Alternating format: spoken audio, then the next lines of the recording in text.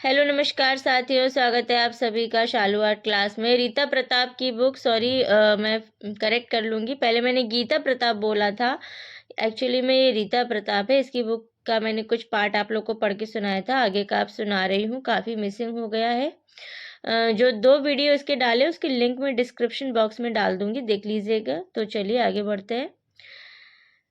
स्वास्तिक की 4 आड़ी खड़ी रेखाएं 4 दिशाओं की, 4 लोकों की, 4 प्रकार की सृष्टि की तथा सृष्टिकर्ता चतुर्मुख ब्रह्मा का प्रतीक है। इसकी आड़ी और खड़ी 2 रेखाओं और उसके चारों सिरों पर जुड़ी 4 भुजाओं को मिलाकर सूर्य की 6 रश्मियों का प्रतीक माना गया है, जो गति और काल का भी प्रतीक है।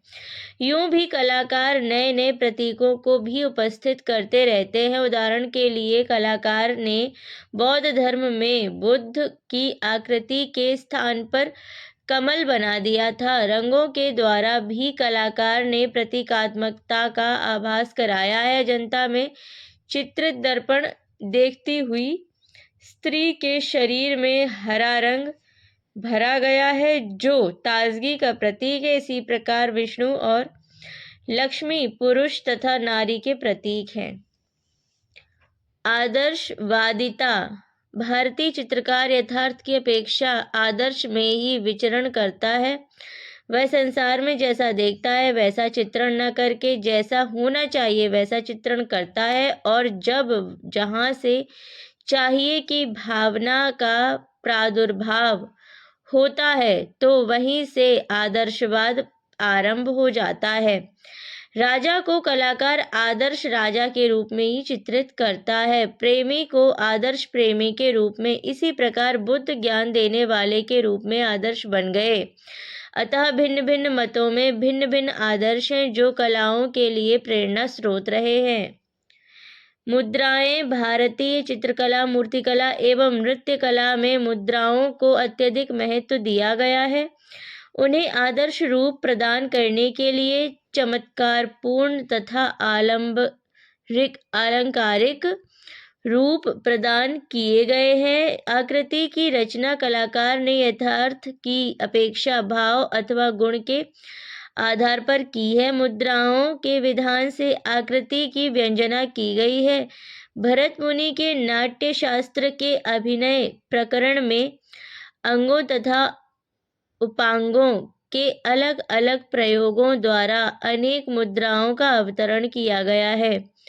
ध्यान, विचार, संकेत, उपदेश, निकालना, पकड़ना, क्षमा, तपस्या, भिक्षा, त्याग, वीरता, क्रोध, प्रतीक्षा, प्रेम, विरह, एकाकीपन आदि मानव भावों को बड़ी ही स्वाभाविक मुद्राओं में दर्शाया है।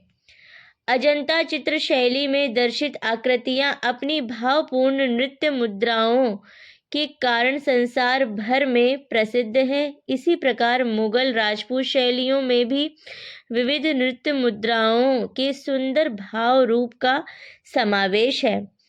रेखा तथा रंग। भारतीय चित्रकला रेखा प्रधान है, उसमें गति है। रेखाओं द्वारा बाह्य सौंदर्य के साथ साथ गंभीर भाव की कलाकार ने चित्रों में बड़ी कुशलता से दर्शाए हैं। रेखा द्वारा गोलाई, स्थितिजन्य लघुता, परिप्रेक्ष्य इत्यादि सभी कुछ प्रदर्शित है। यूं तो आकृतियों में सपाट रंग का प्रयोग किया है, किंतु वे सांकेतिक आधार पर है, साथ ही अलंकारिक या कलात्मक योजना पर आधारित है। अलंकारिकता। भारतीय कला में अलंकरण का अत्यधिक महत्व है, क्योंकि भारतीय कलाकार ने सत्यम शिवम के साथ सुंदरम की कल्पना की है, और इसलिए सुंदर तथा आदर्श के रूप में के लिए वह अलंकरणों का अपनी रचना के प्रयोग करता है। उदाहरण के लिए खंजन अथवा कमल के समान नेत्र, चंद्र के समान मुख, शुक चंचू के समान नासिका, कदली स्तंभों के समान जंघाएं। इसी प्रकार भारतीय आलेखनों में अलंकरण का उत्कृष्ट रूप दिखाई देता है। जैसे राजपूत मुगल चित्रों में हाशियों में फूल, पत्तियों, पशु पक्षियों का अलंकरण मिलता है। इसके अलावा अजंता बाग में अलंकृत चित्रावलियां मिलती हैं, जिसमें छतों में अलंकरण प्रमुख है। कलाकारों के नाम। प्राचीन काल के कलाकारों ने अपनी कृतियों में नाम अंकित नहीं किए, किंतु राजस्थानी चित्र शैली में कहीं कहीं कलाकार द्वारा चित्रित चित्र पर कलाकार का नाम अंकित किया हुआ मिलता है।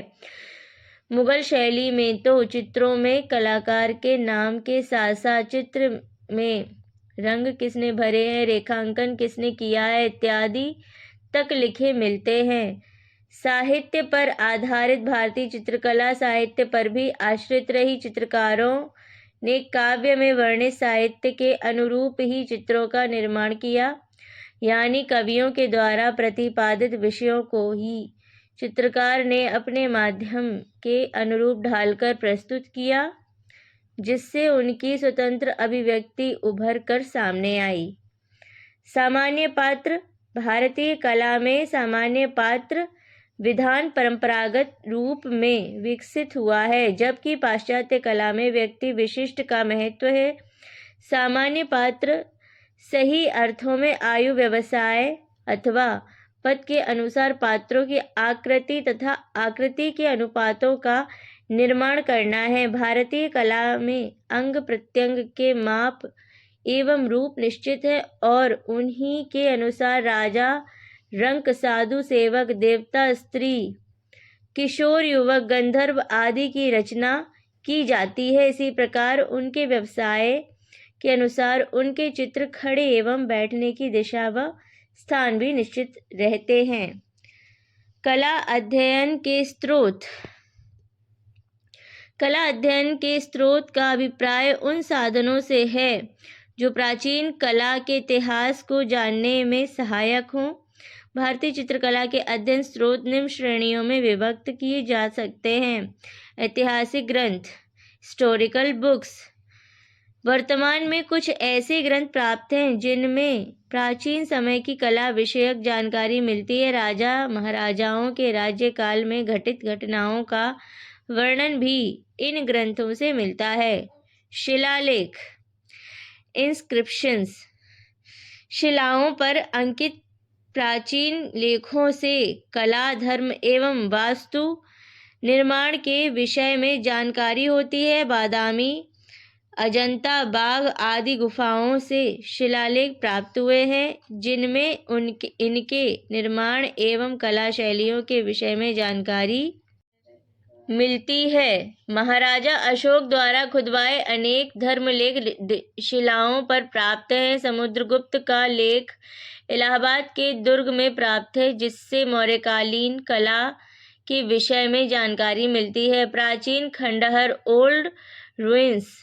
उत्खनन के पश्चात प्राचीन समय में ऐतिहासिक, धार्मिक स्थल, स्मारक, मंदिर तथा भवनों से प्राप्त चित्रों तथा मूर्तियों के विषय में जानकारी मिलती है। अजंता, एलोरा, बादामी, सारनाथ आदि जगहों में खुदाई एवं सफाई के बाद ही कलाकृतियों के विषय में जानकारी मिली। मोहरें तथा मुद्राएं, सील्स एंड कॉइन्स। प्राचीन काल में प्रचलित कला के विषय में मोहरों तथा मुद्राओं से जानकारी मिली है। मोहनजोदड़ो और हड़प्पा से प्राप्त मोहरों पर अंकित पशु आकृतियों से उस समय की उन्नत मूर्तिकला का अनुमान लगाया जा सकता है। इसी प्रकार जहांगीर कालीन एवं मौर्यकालीन काल से प्राप्त मुद्राओं से उस समय प्रचलित कला शैलियों का परिचय प्राप्त होता है। यात्रियों के वृत्तांत, अकाउंट्स ऑफ ट्रैवलर्स। भारत में समय समय पर अनेक विदेशी यात्रियों ने भारत की यात्रा की तथा उन्होंने यहाँ की कलाकृतियों का अवलोकन कर उनके विषय में विवरण लिखे। उदाहरण के लिए चंद्रगुप्त मौर्य के समय की कलाकृतियाँ का वृत्तांत विदेशी यात्री मेगास्थनीज ने दिया। चंद्रगुप्त विक्रमादित्य के समय का वृत्तांत फाहियान ने लिखा है। 16वीं शताब्दी में तिब्बत के इतिहासकार लामा तारानाथ ने भारत में बौद्ध स्थलों का भ्रमण किया था। उनके द्वारा कला के विषय में लिखे पर्याप्त विवरण मिलते हैं। बादशाहों द्वारा लिखी आत्मकथाएं, ऑटोबायोग्राफी। मुगल बादशाहों द्वारा लिखित आत्मकथाओं से उस समय में प्रचलित कलाकार, स्थापत्य एवं कलाकृतियों के विषय में जानकारी मिलती है। बाबर द्वारा लिखित वाकयात ए बाबरी, जहांगीर द्वारा लिखी तुजुके जहांगीरी और अबुल फजल द्वारा लिखी आईने अकबरी के द्वारा चित्रकला संबंधी महत्वपूर्ण जानकारी प्राप्त होती है। उपरोक्त स्रोतों के आधार पर भी भारतीय चित्रकला के विषय में जानकारी एकत्र की गई है। साथ ही प्रत्यक्ष में प्राप्त एवं संरक्षित कलाकृतियों के विषय में जानकारी लेकर उसे आगामी पृष्ठों से प्रस्तुत किया जा रहा है। आज के लिए इतना ही। ज़रूर पूरा सुने और थोड़ा 2-3 बार सुने, इससे बहुत सारी जानकारी इकट्ठी होगी। पॉज कर करके जो इंपॉर्टेंट क्वेश्चन लगे उन्हें अंडरलाइन करते जाएं। मिलती हूँ नेक्स्ट वीडियो में, तब तक के लिए take care and bye bye.